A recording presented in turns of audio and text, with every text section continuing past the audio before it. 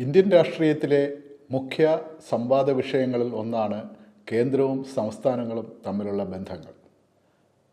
പേരിൽ ഫെഡറലും ഫലത്തിൽ യൂണിറ്ററിയും ആയ ഒരു സംവിധാനമാണ് ഇന്ത്യയിൽ നിലനിൽക്കുന്നതെന്നുള്ള ആക്ഷേപങ്ങൾ നിരവധിയാണ്. ഈ ഒരു പശ്ചാത്തലത്തിലാണ് RS നീലകണ്ഠൻ എഴുതിയ സൗത്ത് വേഴ്സസ് നോർത്ത് എന്ന കൃതി പ്രസക്തമാകുന്നത്.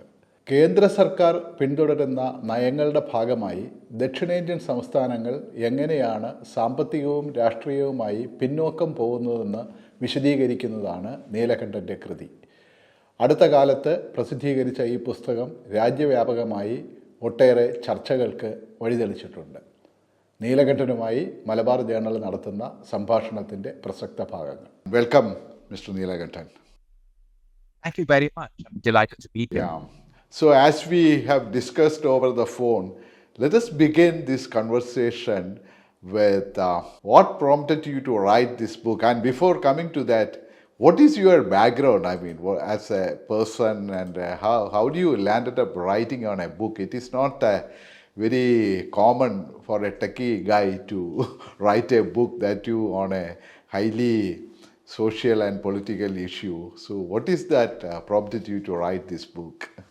And what is your background? Sure. So the answer to all those questions is connected. By training and by trade, I work as a data scientist. And I work as a data scientist for a large organization.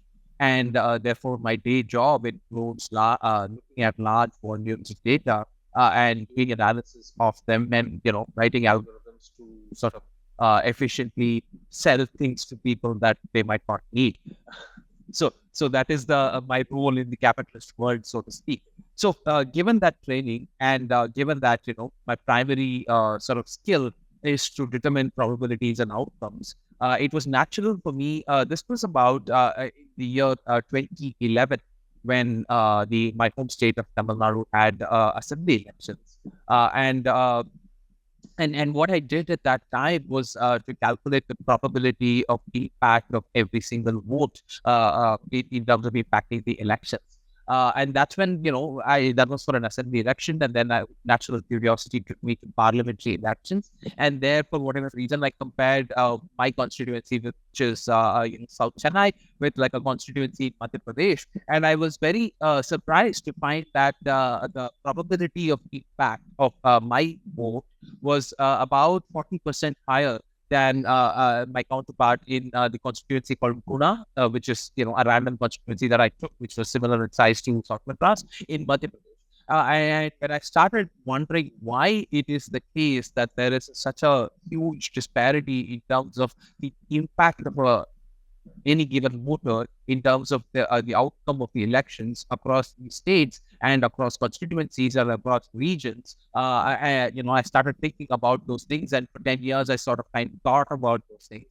And the result is at the beginning of the pandemic in 2020, somebody asked me to write a book, and my publisher, that is, and here is the book. So you have an engineering background, basically? Yes, I do. Okay.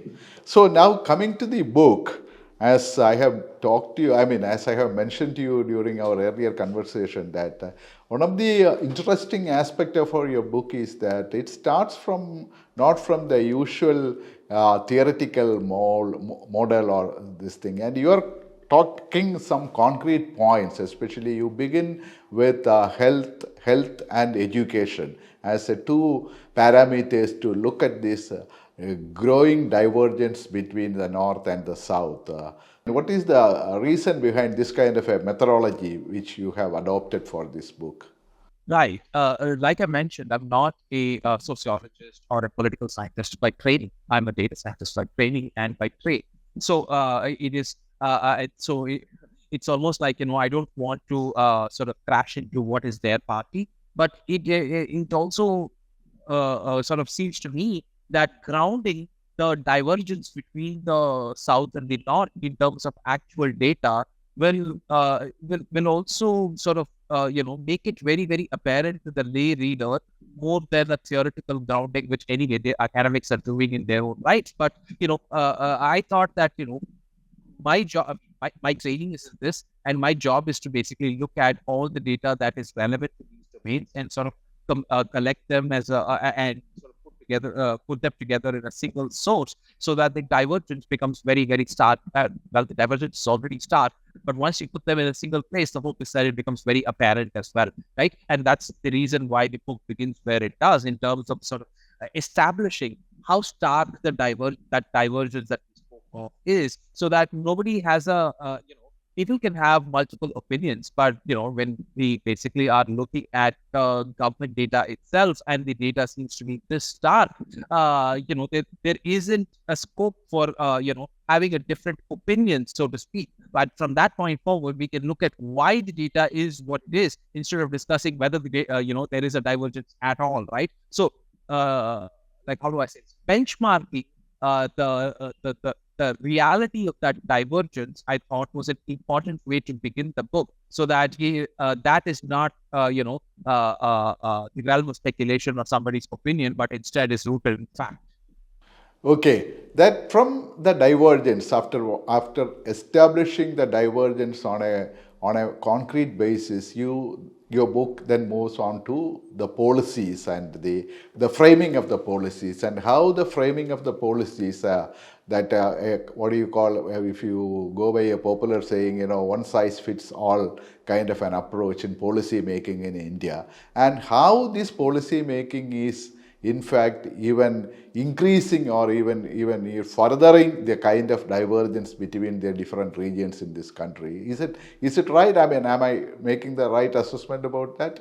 Yes, increasingly, and over the past, let's say, 30 years in particular, ever since since the early 90s, and this is true even before, but it sort of become as the union government became richer post-liberalization in terms of its tax revenue, this has become even more true, right? Every government has been seeking to increasingly centralize power, authority, tax collection compared to the previous government. Now we live in an era where all of that is a little bit, further accelerated, and this possibly you can call it as one on steroids. But this is not new. Every government over the past 30 years has basically tried to do the same thing, which is to try and honor greater power and therefore sort of centralize that policy making, like you rightly said. And this is true if you look at education. The national education policy, which I also sort of refer to in the book, is a classic example, right? Like, they want to sort of have a single education policy for much of the country. It's true in health. Like, over the years, this is true for NDA governments, this is true for UPA governments, right? Like, they have the UPA government previously, for instance, subsumed many of the state programs in early child nutrition and development and maternity health and all of that into the ICES program, right? And then the incumbent government basically increased grants, increased reporting requirements, all of those things, so that state governments in those areas of even primary health, which is supposed to be essential state subjects, the state government now acts as the supplier of bureaucrats, and by itself acts as a glorified bureaucracy, simply because it needs those increasing funds which are centralized, right? Like, take the state of Kerala, for instance. It has, as I mentioned in several places in the book, like, an outstanding record in public health, but its health indicators are comparable to the United States, but it signs on to these what are centrally sponsored schemes, which are essentially designed for states in what are the Indo-Gangetic plains, and therefore they're not designed for a relatively advanced state like Kerala. But no government in Kerala is going to not sign up for these states, because the state government also needs the funds from the union government, and if it does not sign up, like, it loses access to those funds. So no chief minister of Kerala is going to basically be like, what, I politically disagree with this, and therefore this does not apply to our state. No chief minister is going to say that, because then they will forego crores and crores and crores of rupees, right? Like, which chief minister have the right mind? You have specifically mentioned the case of NEET for the MBBS admission, for the medicine admission, and you also mentioned about this university, a common entrance examination for undergraduate courses in the university level. See, all these things are not taking into account the different requirements of the state, the kind of specificities of each state. For instance, Tamil Nadu is having a medical college, Stanley Medical College, more than 100 years, ago, I believe. And the medical education in Tamil Nadu has contributed, as you have mentioned, that a lot of people from the rural background and all these coming into this medical profession. But this NEET is somehow denying or negating all these achievements. Is that so? Yes. So, NEET and common entrance for undergraduate is at the level it's trying to enter into college. What worries me even more is that the national education policy now wants to do, like, the Americans call it K through 12. They have strange names for it, and they basically do standardized testing in grades. So what the national education policy of 2020 in India wants is to kind of sort of mimic that American system where there is, standardized testing in grades 3, 5, if I'm not wrong, 8, 10, 12, right? So the problem when you sort of give standardized tests to children is as follows, right? The biggest predictor of when a child drops out of school is a child failing an exam, right? Now, there are two different types of states. There is, for instance, Tamil Nadu and Kerala. Now, Tamil Nadu has a gross enrollment ratio in higher secondary of 84%, right? Now, we have solved at 84%, it is sort of comparable at higher secondary. We're comparable to kind of, OECD countries. So we have kind of solved the problem of trying to get children into school, and therefore we need to test outcomes. Take states like Uttar Pradesh, Madhya Pradesh, etc. They have a enrollment ratio in the higher secondary level of close to 50% or sometimes even less. Now, they have a problem of trying to get children into school in the first place, right? Now, if there aren't enough children coming into school in the first place, you should not be worrying about their learning outcomes. You should be worrying about the enrollment ratio itself. If there are enough children in your school, if there are very little children left who are not coming to school in the first place, then you have to worry about, testing them for outcomes. And what kind of outcomes should you test depends on, firstly, where the enrollment ratio is, how good the enrollment ratio has been in terms of it being stable over many years. And all of these, only the state can decide and arrive at that decision point. If we have a single sort of a bureaucracy sitting in Delhi trying to decide all of this, it is a mathematically impossible idea to arrive at the optimal solution. Right? The extreme of that is what this NEET and common entrance exams are, because what it does is that, again, like I cite in the book, there is research worldwide to prove that an entrance exam is never a good predictor of that student's performance in the course for which they are, writing that entrance exam for. It's often the case that toppers the entrance exam don't do well in the course, and people who didn't do that well in the entrance exam actually do better in the MBBS course in the case of NEET, or other engineering courses in the case of other exams, right? This is it's a worldwide phenomenon. What is the metric that actually predicts this student performance is the sort of consistency of grades in multiple school grade in exams right through school, right? Now, what, for instance, the state of Tamil Nadu, for instance, used to look at that. What the standardized testing does is that it predicts social privilege, whereas what consistency of performance in school does is it predicts the student or the child's work ethic, their application, their perseverance, so on and so forth, right? And these are the things which actually result in success in the courses. A coaching sort of center, cramming it through some kind of a test mill for you to do well in a test is never a predictor of character, which is what is required for success, right? So anyway, but be that as it may, the other important question is that these NEET, for instance, all these, like you rightly said, the Stanley Medical College, the government medical college, the other medical college in Chennai, every district has an equivalent sort of large medical college in Tamil Nadu, right? Because the total number of seats that are available for medical aspirants in the states of Tamil Nadu, Karnataka, Telangana, or the southern states is extremely high. And the proof of, and it's a conscious policy, right? Because every large, if it's a teaching medical college, it needs a large sort of government medical facility in order to teach those, aspiring doctors. And therefore, your health system in itself improves, and it sort of has a knock-on effect, so on and so forth, right? So the state put in a lot of effort to set this infrastructure up. What the NEET does is it takes away, like it uses the infrastructure that the state governments built, and then sort of, somebody from Delhi sets the criterion for entry and sort of, opens the door for some students from other states to come in, and states have no say in how these are administered, which is like an extraordinarily bad way of, setting up incentives for states, right? Like we're punishing the success of southern states in terms of, them setting up a large medical infrastructure, and sort of, rewarding northern states by allowing their students to sort of, come into these in greater and greater numbers, while their own states did not set up these medical infrastructure in the first place, right? Like, how is that fair?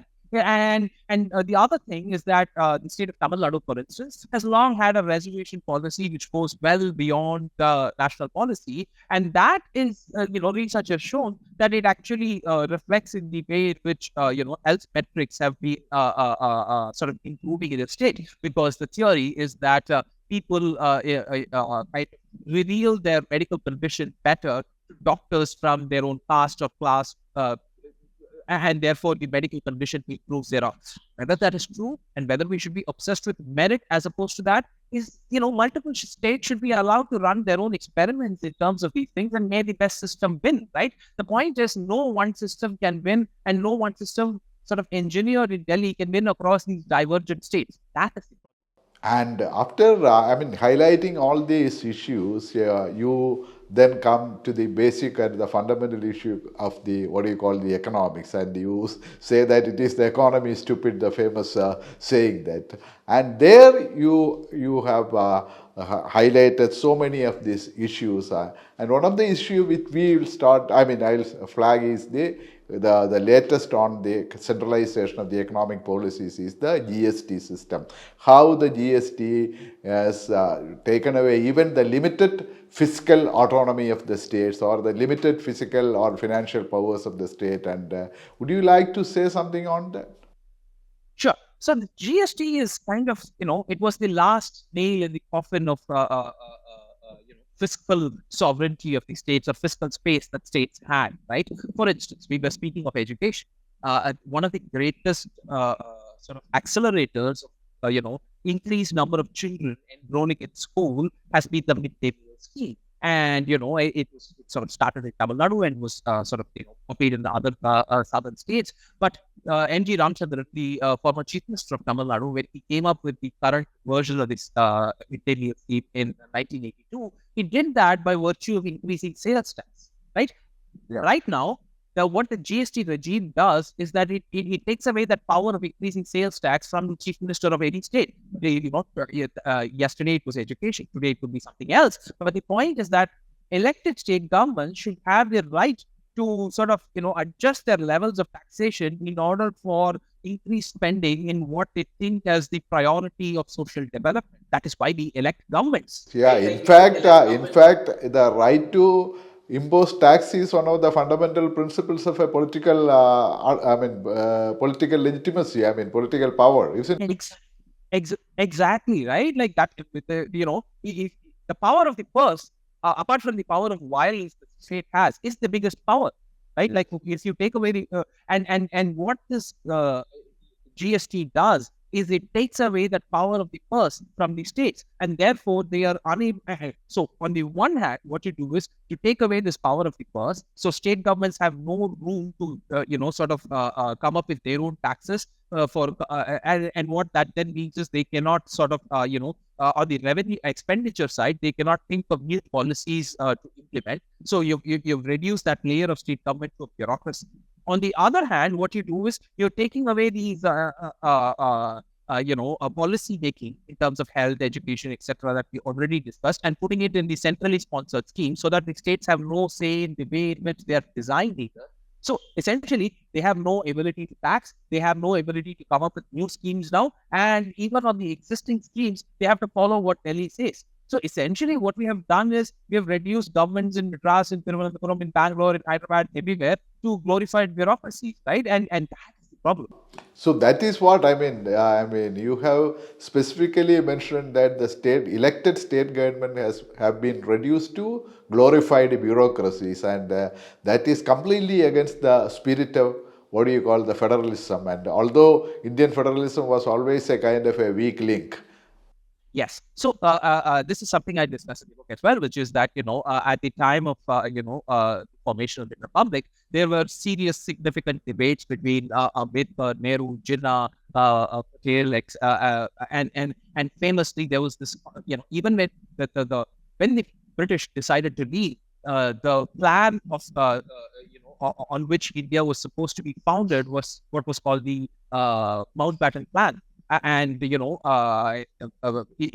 gave extreme sort of sovereignty to the states, and that was what the British bureaucracy sort of thought was the way in which the newly dependent India is going to be set up. But in the last minute, because there was like a lot of and one of the proponents or supporters of that plan ended up being Muhammad Ali Jinnah, right? But Nehru and Ambedkar, for very different reasons actually, opposed that plan, right? Nehru wanted greater powers to the union government because he wanted to have, the central government have greater powers for industrialization, faster industrialization, whereas Ambedkar wanted greater powers in the center because he was worried that giving states or greater power would enable states to sort of, he worried about elite capture. Yeah.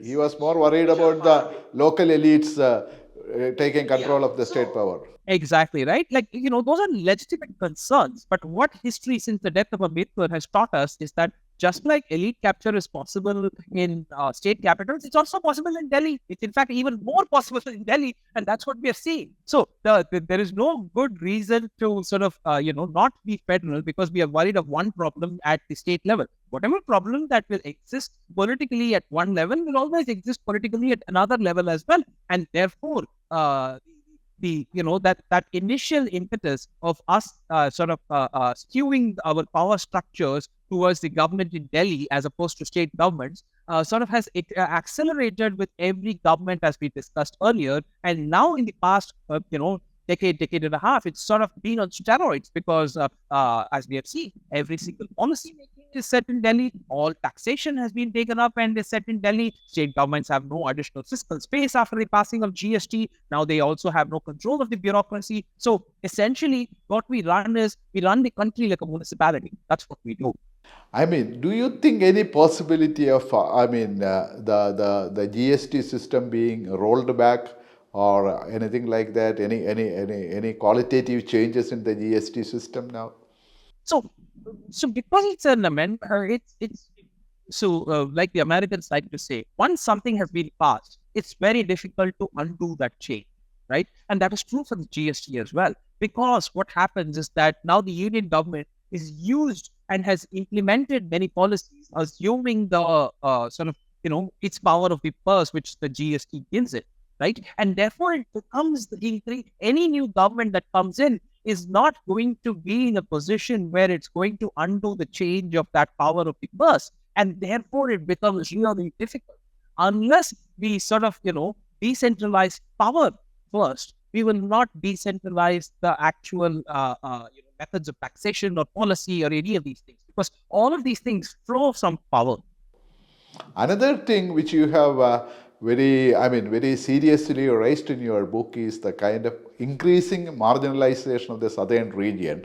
Already the centralization of the policy making has reduced every state into a kind of a glorified bureaucracy. But in coming to the South India, you have flagged as very serious issue of it is being politically, reduced to, political insignificance of South India and over the years. And you also mentioned that situation is going to worsen further because of the new delimitation exercise which is coming to force at least scheduled to be coming into force by 2026.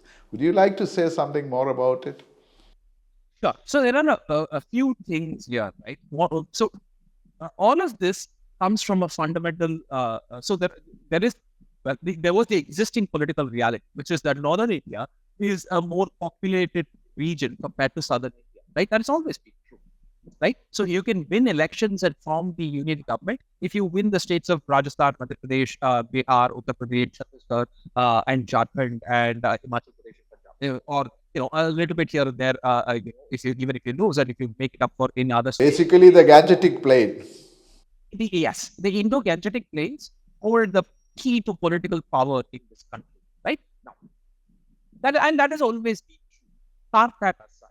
What has also happened is that in the during the emergency, there were multiple changes. There were horrible legislations, but one of the things was that because family planning was considered a policy of national importance, what they also did was they froze the number of MPs that each state sent into the Lok Sabha, right? At based on 1971 population levels. And it was a good trade-off at that time, even though the rest of the legislation during emergency is seriously problematic and illiberal. At least this, at that time, if you pass like population control policy, then it has to also be balanced with freezing the political power, because in a democracy, population is the fuel for political power. And so to sort of take that negative consequence out, they sort of froze that, right? So Tamil Nadu, for instance, sends 39 MPs. Kerala sends what, about 20, and things are not wrong. Anyway, so the problem is that if you look at in these 40 years between 1971 and 2011, what has happened is that the state of Kerala has its population grew by a mere 56%.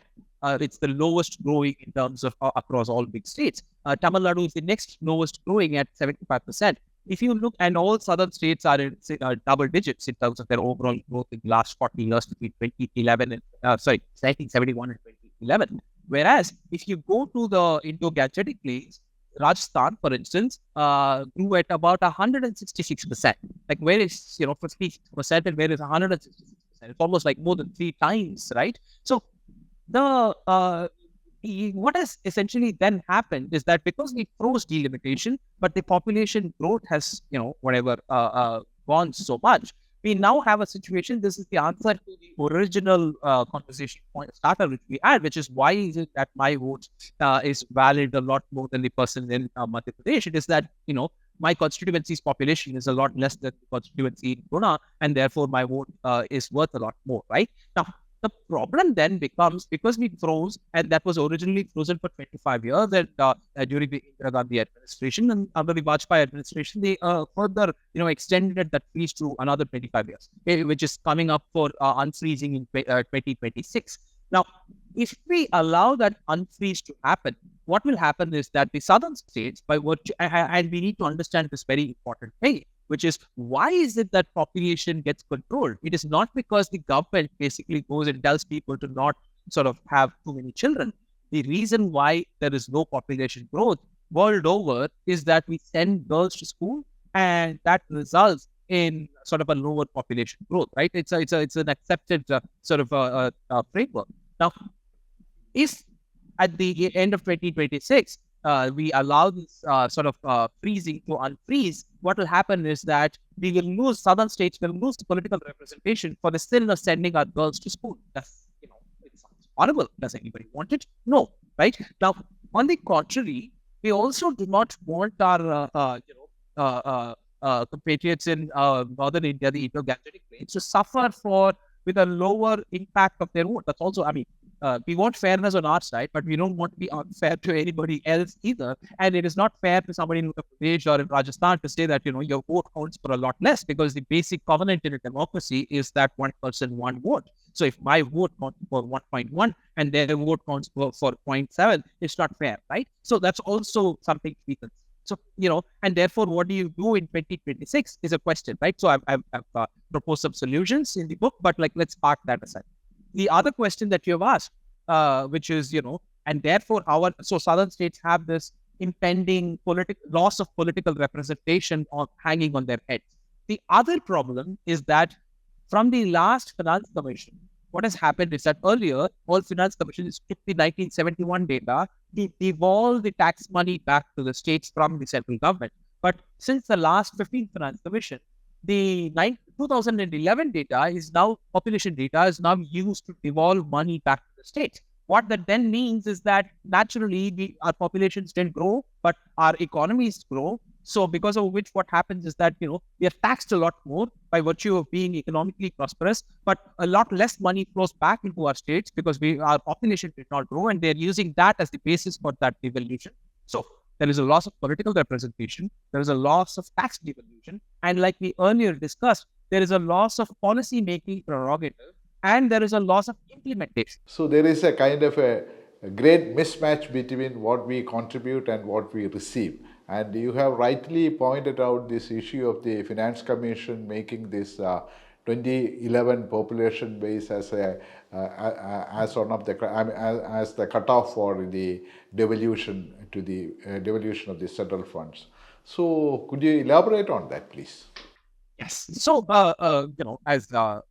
so people like you and me, and most people who are likely to listen to this, are people who most of their taxes are essentially taxes paid to the union government. There is very little tax that we pay to the state government, right? Barring whatever, some version of local taxes, like probably about greater than upwards of 90% of all our taxes go straight to the union government. Now, therefore, given that, the primary question then is, the state government has to run its budget, and how does it get that money? Most of that money comes from central transfers, and the formula which decides the taxes that we pay to the union government then getting devolved back to the states. That is what the Finance Commission decides, and it decides essentially what's called the allocation ratio. That is, of the overall 𝗃 or the pie that the union government collects. Of that, they sort of come up with a smaller pool called the divisible pool, right? Because some amount of it is sort of the central government keeps for itself, and we come to that as well. In this, the smaller pool that the central government keeps, that the central government has to share with the states and itself, the ratio of each state sort of share in that is called the allocation ratio. If you take the southern states, Kerala, for instance, over the last 5 finance commissions has been the most affected. Tamil Nadu has been the second most affected. Telangana is again seriously affected, right? And so as is Karnataka. So the reason for this is that until before the 14th Finance Commission and into the 14th Finance Commission, they were primarily using 1971 population data. But ever since, in the 14th, they used 10% of 2011 population data, and in the 15th Finance Commission, they used for 2011 population data entire. Now, the problem with using 2011 population data is something that we have already discussed. That is, in this time period, the population of southern India has stabilized, whereas that of northern India has exponentially grown, and therefore it becomes extremely unfair if you want to decide on resource allocation problems based on population growth. Right? Now, when the terms of reference of the 15th Finance Commission came in, a lot of people like me made a lot of noise. We said, this is unfair to southern India. How are you going to do this? So because there was so much noise, the government was kind of forced to react, and they said they will introduce a new factor, which is called population performance, to act as a counterweight to the divergence in population. So when the actual report came in, it still didn't add up. But if you read the first half of the report, it basically reads okay, except the allocation ratio still looks suspect. So if you go to the appendix or the annexures, that's where you see what they've done is they use certain parameters to sort of arrive at this allocation ratio. There's land area, which you can't do anything about. That's land area is land area. Then there's population itself, which we've discussed. Then there is something called income distance, right? Which basically is a measure of how rich or poor a state is. It's measured on a per capita income, and they sort of use Haryana as the benchmark. So far, so good. The problem is that and there's population performance, which we just discussed. The problem is that all these other factors that we discussed, with the exception of land area, they have scaled it again with 2011 population, right? Now, if you scale a small number, such as, let's say, population performance, for instance, what they've done is they've taken 1 by the fertility rate. So 1 by fertility rate is generally somewhere between, let's say, 1 and 3. 1 by some number between 1 and 3 is going to be, a relatively small number. But if the population of Uttar Pradesh, for instance, is some 203 million, right? So if you scale some small number with 203 million, the 203 million is going to overpower this small number, because that's how scaling works, that's how numbers work, that's how basic arithmetic works. And it's like, union government, and they've scaled every single factor that we discussed with the absolute population of that state in 2011. So if we do this, what happens is we are using population as a proxy, not just in the population metric itself, but in every other factor that we are using. And the end state is that, it's like if you plot a regression chart between how much money we pay in versus how much money we get, all the other states are like, southern states are slightly below the line. Some of the states like Maharashtra, Gujarat are slightly above the line. But the point is that there is Uttar Pradesh, which is like so far ahead, which basically means that all the rest of the states are essentially sending tax money to Uttar Pradesh, which is what is the conclusion, right? Now, how is this fair? And, so to a limited extent, that's true for Madhya Pradesh, Rajasthan, Bihar as well, right? Like you send a lot of money. A different way of looking at the same problem is to basically look at every state budget and look at, how much of the state's budget is funded by tax collected in the state itself versus how much of it is collected, by central transfers, right? If you see that southern states again have because their central transfers are so low, it's that they have to tax their citizens twice over, because it's not as if the central transfers are coming from some, magical kitty. It's our tax money that goes to Delhi and comes back. But because that number has been shrinking, what state governments are now forced to do is like, whatever limited space that they have, they want to tax their citizens even more to just meet their budgets, right? So this is what is happening, which is that we have lost political power, or we have a threat of losing even more political power, as we have already discussed. We have lost fiscal space because of GST. We have lost policy making because of, the increasing centralization in policy, like you have said. And in the taxes, in the existing tax system itself, we are getting less and less money because of this complicated finance commission allocation ratio problem, right? So at the end of the day, if you lose representation, you have no say in your taxation, and you have no say in your policy making. How are we supposed to be democratic citizens? Because these three form the basis of any democracy, right? That's the problem of southern states. And that is something it is something like a poly crisis on all levels. The South Indian states are facing a crisis situation. So what is the solution for this thing? You have broached the idea of gamified democracy as a kind of a solution for this thing. Could you just elaborate on this thing? What exactly is meant by this gamified democracy? Sure. So before that, I just want to set context, right? Like the delimitation problem that we spoke about, for instance. A lot of political science. So we have a problem here, which is that, because of population divergence, what do? If we let the current status quo continue, when my vote is valued more than somebody in Madhya Pradesh, then it is unfair to that person. We don't want that to happen. But if you equalize it, it is unfair to, people in Tamil Nadu, Kerala, Karnataka, Telangana, etc., because we are punishing these societies for sending their girls to school. That is also unfair. So what do? The answer to this question is that, some political scientists have proposed that we add MPs, we don't take away MPs from the southern states, but we add MPs to the northern states. That essentially is the same thing, right? Because at the end of the day, the MPs still vote in parliament. And so it is the equivalent of punishing southern states because it's a zero-sum game, right? So that's no solution at all. So the solution that if you see philosophically what we should do, if we have an impossible problem to solve such as this, and we are running a race, and the prize at the end of that race is power in Delhi, and we have found out that there is extreme inequality in the way in which we are running that race, the logical thing to do then, it's like, these two people started running a race. One set of people are so far ahead that, and another set of people are so far behind. What do you do is the question, right? Now, the obvious answer is that you reduce the power that is at the end of that race so that people are less interested in running that race. And that is what is decentralization.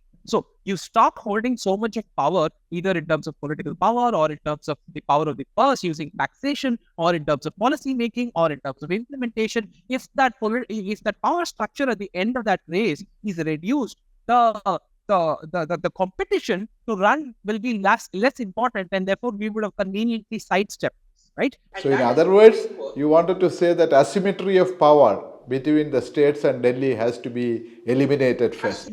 Has to be eliminated, and if anything, the asymmetry has to be reversed, right? And how do we achieve that is the question. right? Now, so if you look at the asymmetry, like you rightly said, the problem, if you do the analysis, the problem is that in our democracy, the transmission efficiency is very, very low. And that, you can argue, is the reason for all of these problems put together. And what I mean by transmission efficiency is that if I have a particular, like our MP, for instance, I live in this constituency called South Chennai. My MP happens to be a GA MP called 𝗳𝗵𝗲 Dr.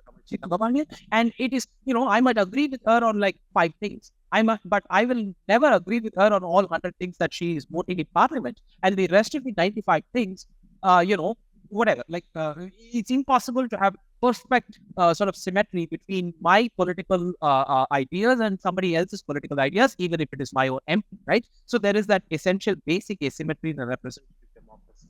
On top of that, we have a system where even if she wants, if we magically overcome this 5 to 95, whatever, even if she wants to represent the will of all the people in South Madras, she will not be allowed to do that by her party, because she has to vote on the basis of how her party demands her to vote, because that's being in an post-anti-defection law India in parliament. And so party whips decide how individual MPs vote, and individual MPs have no say in how they vote. So that's a problem, right? Now, if you see, given that, she votes so many times in a given parliamentary session, and each time she votes, she's diluting the transmission efficiency more and more. Essentially, what is then happening is that that is the political will of the people is not represented in parliament. And that, you can basically argue, is the reason for all of these problems. So it appears that if we somehow come up with a system to allow for the efficient transmission of the political will of the people, then we will solve much of these problems. The idea of gamified direct democracy is precisely that, which is that we come up with a system wherein we eliminate the representative, that is my beloved MP, Dr. 𝗵𝗲. She's fabulous, but let's leave her aside. But the point is that in order to represent the will of the people, we want some version of direct democracy, right? Now, go back to ancient Athens, to the time of Socrates, right? Now, there was direct democracy at that point in time, but the serious threat of that direct democracy is that they poison Socrates to death by poison, because he wants people to think philosophically or whatever, right? So the threat of tyranny always exists in that majoritarian tyranny, always exists in these direct democracies, right? So whereas in our existing system of a modern quote-unquote liberal democracy, India is questionable in its status as a modern liberal democracy, but let's assume we are, right? It has a lot of checks and balances. So the question is then, in this modern system, we have very limited transmission efficiency, but there are guardrails so that we don't descend into majoritarianism. In that other ancient Athenian model, there is perfect transmission efficiency, but there are no guardrails, and therefore it's easy for them to descend into majoritarianism. So the question is there a point of optimality at which we can retain the transmission efficiency of a direct democracy, but also retain the guardrails of a modern liberal democracy, right? How do you combine these two? And that solution is what I propose as gamified direct democracy, right? So the idea is that we eliminate the representative.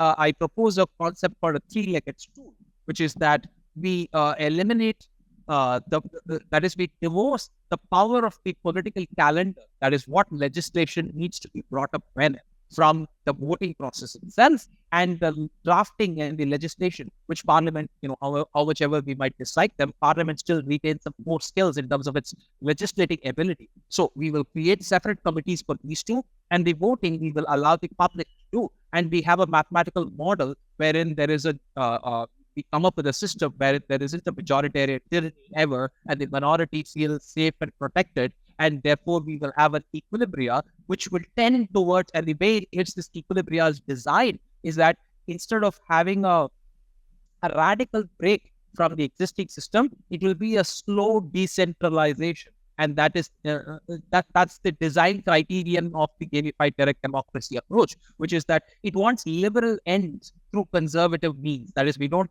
do a radical shift, but we slowly decentralize over time, so that power shifts down and down and down to hopefully my street corner level, wherever it is possible, but retains at the level of its maximum efficiency. And the way in which it's done, this method is probably we probably need a whiteboard to explain that. If we want that, I'm happy to go into the details of it. But in sum, what gamified direct democracy is that it is a method of direct representation with sufficient guardrails designed for a system of gradual, slow decentralization of power. How will it impact the present first past post system? I mean, that is what do you call the FPS? The assumption here is that the first past the post system, like I discussed in the book, is a terrible way to elect MPs in our constituencies, because in India, very often what will happen is that a single constituency is bigger than small European countries, right? And we elect one MP for that. So the first past the post system then means that very often most MPs don't get more than like 25 to 30% of the vote, whereas because there are a large number of parties, their votes get splintered, and so they're in the scenario that I mentioned. Firstly, my MP, even if we are all aligned that I didn't vote for her, I will still have disagreements with her. But in this case of the first past the post, like even a majority of the citizens did not vote for that MP, and that MP is still our MP because of the way in which we have the first past the post. Because if you have 10 candidates, 25% of the electorate is enough for you to win, right? So that becomes a problem. So gamified direct democracy essentially does away with that kind of elections to elect MPs. It does away with MPs and gives the power of voting on legislation straight to the citizens. And again, like I said, it's shocking to people to hear that, because they immediately think, hey, wouldn't this result in chaos and tyranny? Well, that's why there's an entire chapter dedicated to how we can avoid that by designing a slow-moving system which avoids all the threats of tyranny. And coming back to your book, what is the response you are getting for the book, and what is the kind of discussion it has generated?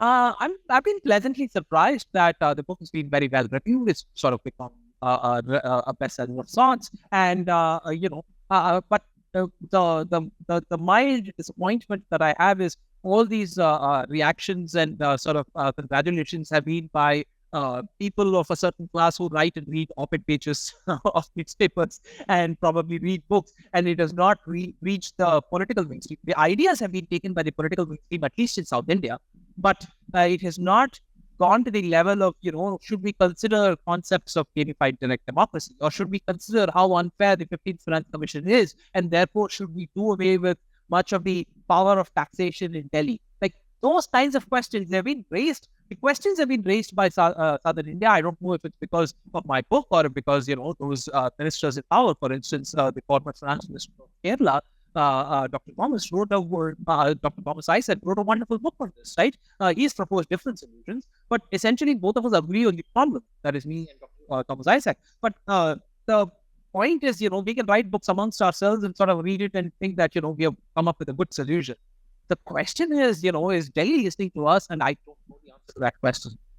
And apart from the issues you have raised in your book, now the current political situation in this country is evolving in such a way that even the ministers or the state governments, they are being arrested or intimidated by the central investigation agencies, and a whole kind of atmosphere of fear is prevailing in the political culture in this country. How do you view that?